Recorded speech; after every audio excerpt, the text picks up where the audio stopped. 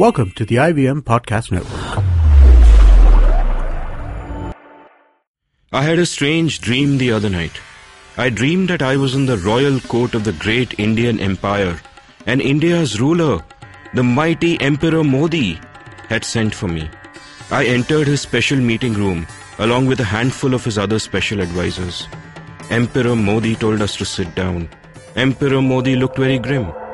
"Mitro," he said to us, "look at this map here. We are surrounded by the Chinese."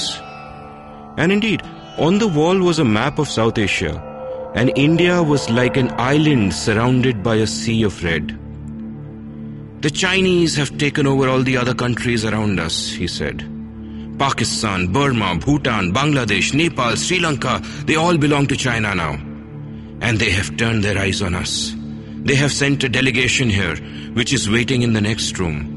The moment I meet them, Mitro, they will demand that I surrender.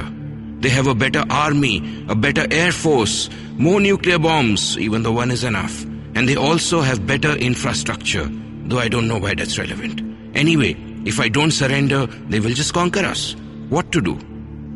He looked at me and said, "Amit, help me. You have always been the wisest man in this kingdom. Not just the best looking and the sexiest.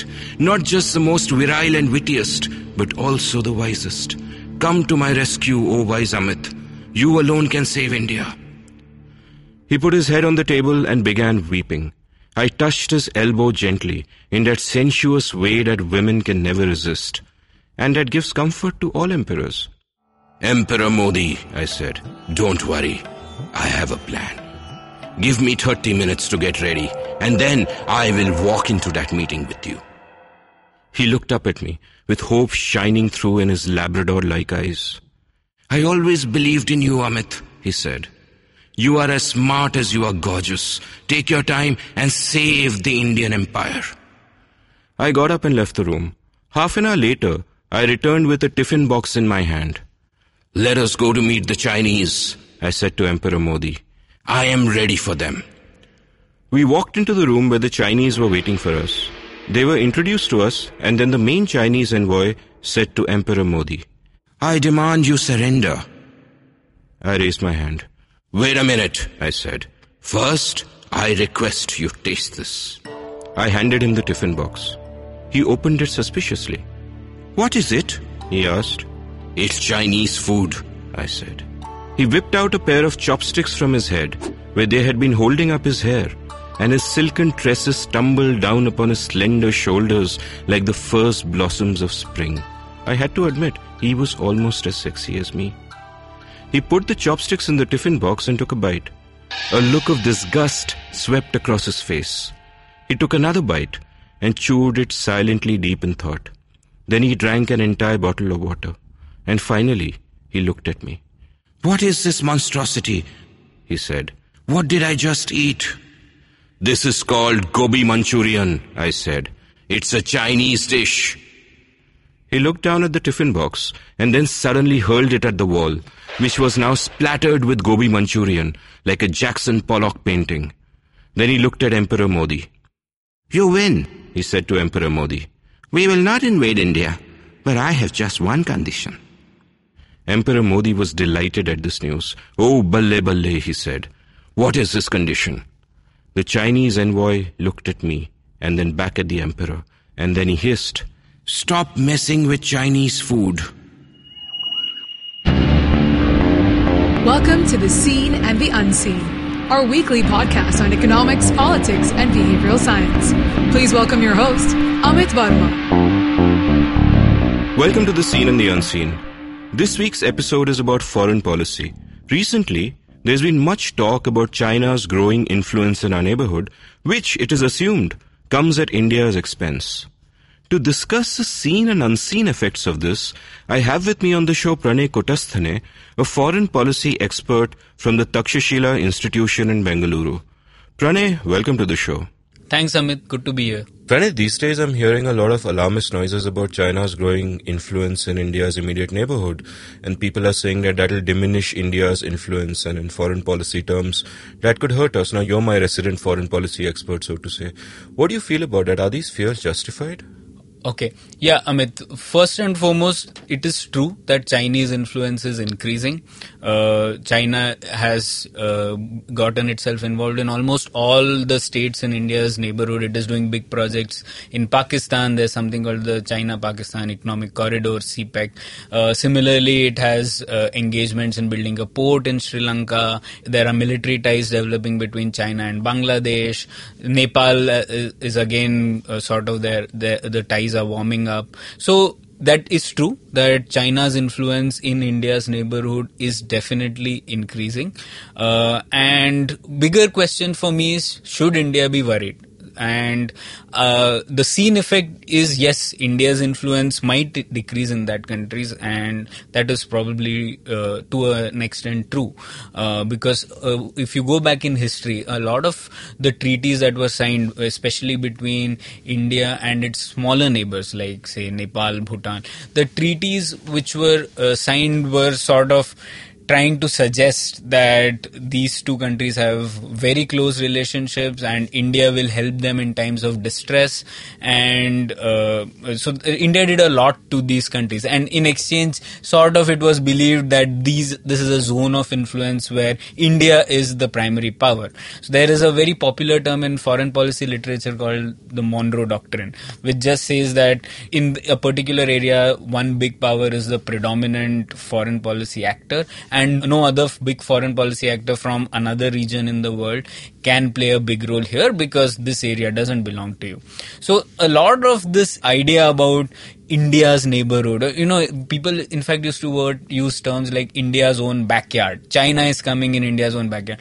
It is not your backyard. These are sovereign states. These are not your backyard. And in fact, it has, over the last few years, once economy has opened up, all these small states are very free to engage other big powers. And now that there is a close a country in the neighborhood called China, which also is a big superpower, it is perfectly natural that these countries will try to engage, and they will also try to play India against China in their own region. In fact, the former NSA Shiv Shankar Menon did say this in one of his famous interviews, that this is something that India has to get used to, and it is very natural for small states to play two big powers against each other, and that is exactly what they are doing. So we should come out of this sort of mentality that these are countries in India's backyard or the India's Monroe Doctrine applies. There's nothing like it. So that is sort of the scene effect. So yes, influence is decreasing, but so what? There's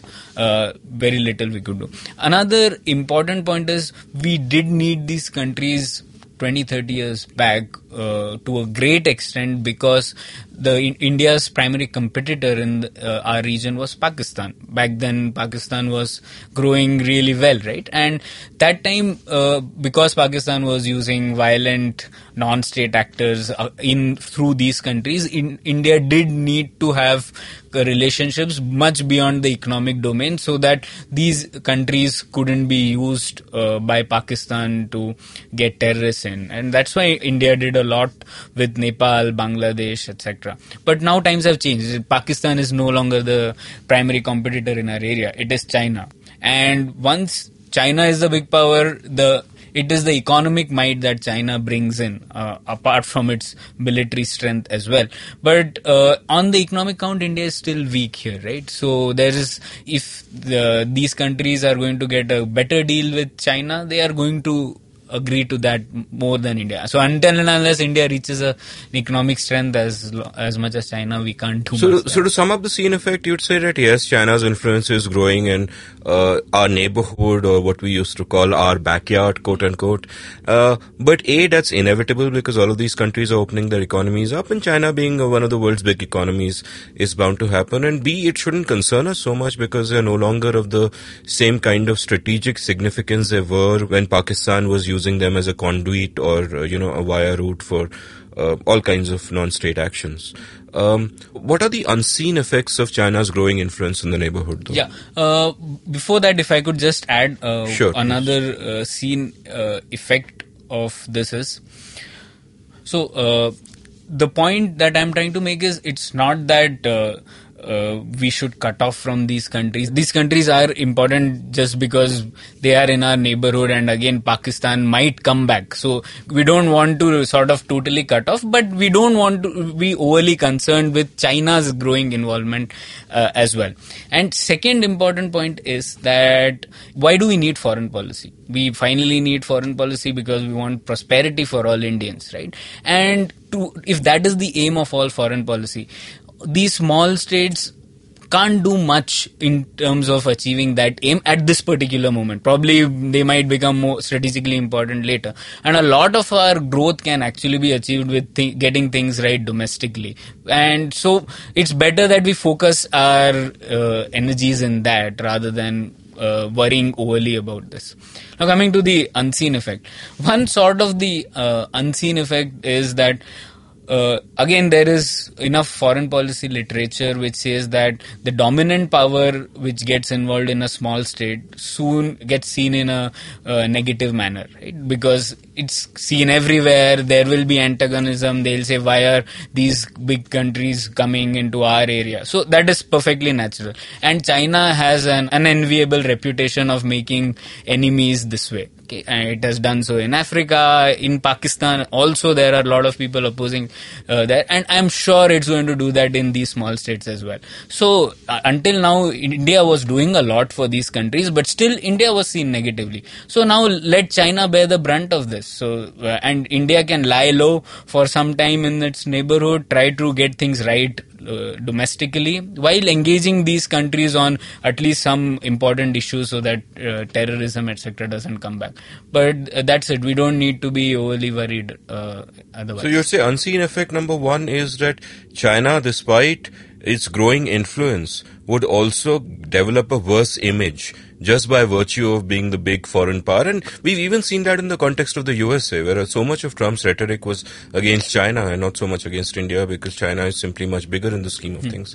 And the second unseen effect, you would say, is the opportunity cost. The more we obsess with and focus about foreign policy in our neighborhood, the less attention and time we actually have to give to our own domestic problems. And you'd say that, look, ultimately it comes down to the prosperity of our people, and we should look inwards first and sort our own problems out before worrying about China's influence in Bangladesh and so on and so forth. Yeah, agree. And probably we need to, in fact, go a step further and see how can we leverage China's growth for India's economy, right? So if China is looking for investment, why not use that for our own purpose, right? So illustrate that for me.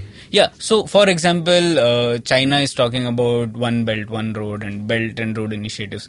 As long as this leads to development of low-cost infrastructure, because now the investment opportunities in China, the returns are drying up. So, they are looking for places outside. So, that's why the investment in this belt and road and in Pakistan, etc. So, why not we utilize that for financing our own infrastructure as well? As long as it is not critical infrastructure, why should we be bothered about China building roads or China building metro coaches, for example? So we should be thinking about how to leverage China rather than we being worried about China's influence in some of our neighboring countries. This is incredibly cunning. So China goes out there and gets a bad name because they are the big foreign power, and meanwhile we leverage their entry and do our own sneaky little things and build our own prosperity. Yes, that is the aim of our foreign policy. So why should we get stuck to these old notions of our own backyard? What will we do? China will be the big power in Bangladesh. Yeah, so what? It's a sovereign country. Let them do what they want. They'll soon realize. And it's not just that China is the big power in this equation and hence it will be seen negatively. Chinese have proven this over the years. In any country they go, the way they engage with the country they are in, they make enemies much faster than India or US can. So they'll do it. So why should we be bothered about it? This is what I call both realistic and positive thinking. Pranay, thank you so much. It's always enlightening to have you on the show, and I'm deeply grateful that you chose to come into my backyard. Yeah, thanks, Amit. And we're done for today. To read some of Pranay's writings, head over to the online magazine Pragati at thinkpragati.com, where he is a contributing writer and which I edit. You can also browse all previous episodes of The Seen and the Unseen at seenunseen.in. My personal blog is India Uncut indiauncut.com, and you can follow me on Twitter at Amit Varma. That's Varma with an A, so AmitVarma. Until next week then, bye-bye.